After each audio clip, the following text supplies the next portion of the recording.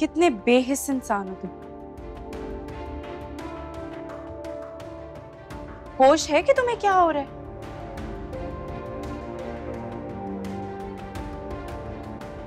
फिक्र भी है? बीवी और बहन को छोड़ दिया है? अरे सारा बेटा, तुम इतने गुस्से में क्यों हो? गुस्सा क्यों ना हो आंटी? जब से मैं मेके जाके बैठी हुई हूँ, हनान तो भूल ही गए कि उसकी कोई बीवी भी है।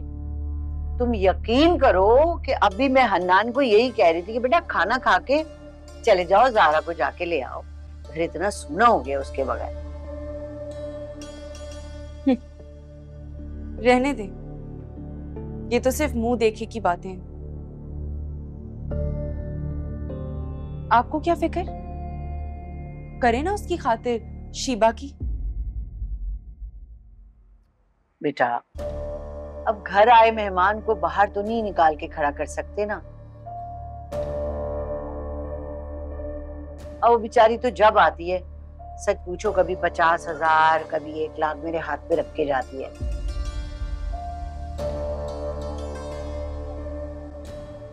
और इस बार तो वो हन्नान को बिजनेस के लिए पैसे देने का भी कह रही है। क्यों? एक बात मुझे समझ नहीं आई, वो क्यों इतना इंटरेस्ट ले रही है आप लोगों में? इंटरेस्ट तो उससे हमेशा से था मुझ में।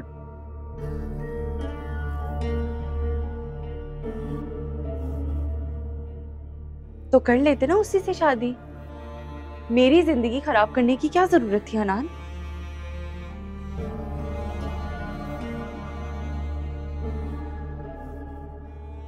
और अभी भी कुछ नहीं बिगड़ा। करनी है ना शादी तो कर लो उससे।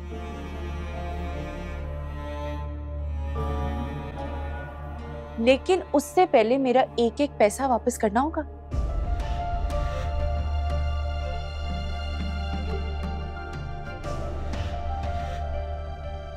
वरना तुम्हें भाई नहीं छोड़ेंगे, और अब तो तुम्हें मैं भी नहीं छोड़ूंगी। अरे ज़ारा मेरी जान, कैसी बातें कर रही हो? मैं सिर्फ तुमसे प्यार करता हूँ।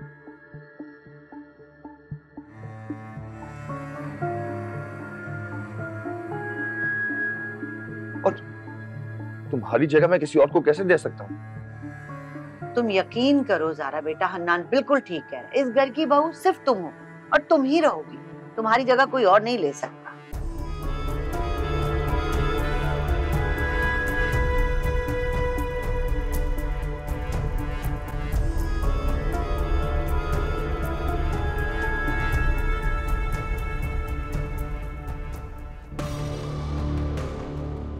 अच्छा ठीक है,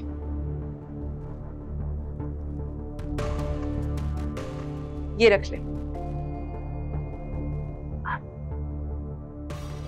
ये क्या है बेटा? 3 लाख का चेक है। घर के अखराजात इसमें से कर लीजिएगा, अगले माह और दे दूंगी। अब नहीं नहीं बेटा, नहीं, ये अपने पास रखो, इसकी क्या जरूरत? आंटी रख लें, आप और हनान मेरी जिम्मेदारी है, शीबा की नहीं।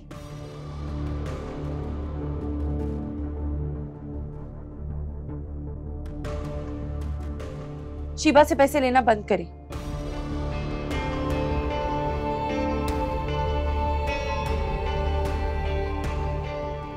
और एक और बात, शीबा को सख्ती से इस घर में आने से भी मना कर दी। हाँ हाँ बेटा, मैं बिल्कुल मना कर दूंगी, तुम बेफिक्र हो जाओ। तुम बैठ तो जाओ। अच्छा ज़ारा, तुम आज रुकोगी ना? नहीं, मैं जाऊंगी, लेकिन आंटी के हाथ का खाना खा के। हाँ हाँ जरूर। अब ये बिरयानी मैंने बनाई है, तुम खाओ। और बताओ मैं तुम्हारे लिए क्या बना दूं? मीठे में कुछ बना दूं? हाँ। शीबा को तो मना कर दूं, कहीं वो भी न टपक पड़े। सारा को देख लिया तो बना बनाया काम बिगड़ जाएगा। मैं एक कॉल करके आता हूँ। हाँ बेटा खाओ। अब मैं तुम्हारे लिए अभी अच्छी सी मीठी जो है ना वो फिरनी बनाती हूँ, ठंडी करके तुम्हें खिलाऊंगी। तुम मिले हो लड़के से? जी, वो अपनी बहन के साथ जब आए थे तब मैंने देखा था उनको। सिर्फ देखा था, मिली नहीं हो, मतलब बातचीत नहीं की। पप्पा और जैन अच्छी तरीके से जानते हैं उन लोगों को, मैं बात करके क्या करती। बेटा माजिदा और जैन के जानने में और तुम्हारे जानने में फर्क है। तुम्हें जिंदगी गुजारनी है, तुम्हारा पूरा हक बनता है कि तुम उसे जानो परखो। परखने का क्या फायदा आंटी? और फर्ज करें अगर मैं उनसे बात कर भी लेती तो उनके दिल में क्या है ये तो कभी भी नहीं जान पाऊंगी। जब तक दो लोग मुस्तकिल तौर पे साथ ना रहे, एक दूसरे के बारे में जानना मुश्किल है। तभी तो कहते हैं कि शादी एक जुआ है। हम एक दूसरे को अच्छी तरह जान तो लेते हैं, मगर फिर भी सब कुछ नहीं जान पाते।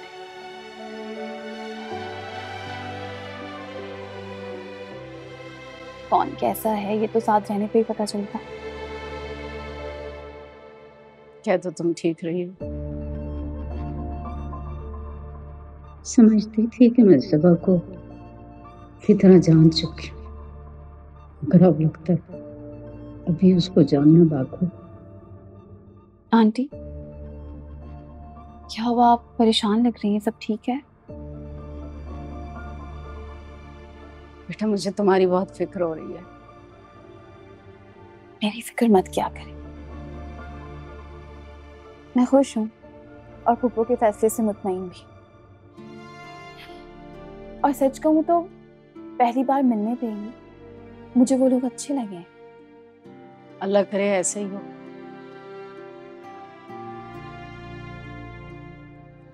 अल्लाह तुम्हारे नसीब अच्छे करे बेटा, तुम खुश रहो। वलीद आ रहा है, रास्ते में है, तुम खाना खा के फ्रेश हो जाओ। मैं ऑफिस से लंच करके आई थी आंटी। भूख नहीं है मुझे।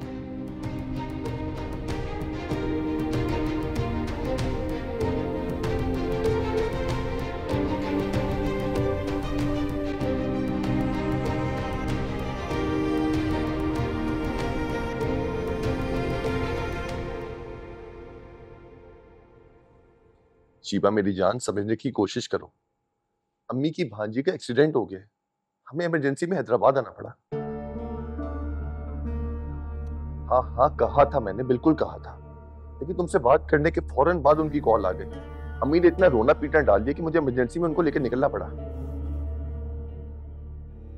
तो मैं कहाँ रह सकता हूँ शीबा, लेकिन मैं क्या करूं, मजबूरी है। कल सुबह शुक्र है ज्यादा चोटें नहीं आई, बचत हो गई, तो रात में हमने हॉस्पिटल से घर ले जाएंगे और सुबह सवेरे हम लोग निकल जाएंगे वापस कराची के लिए।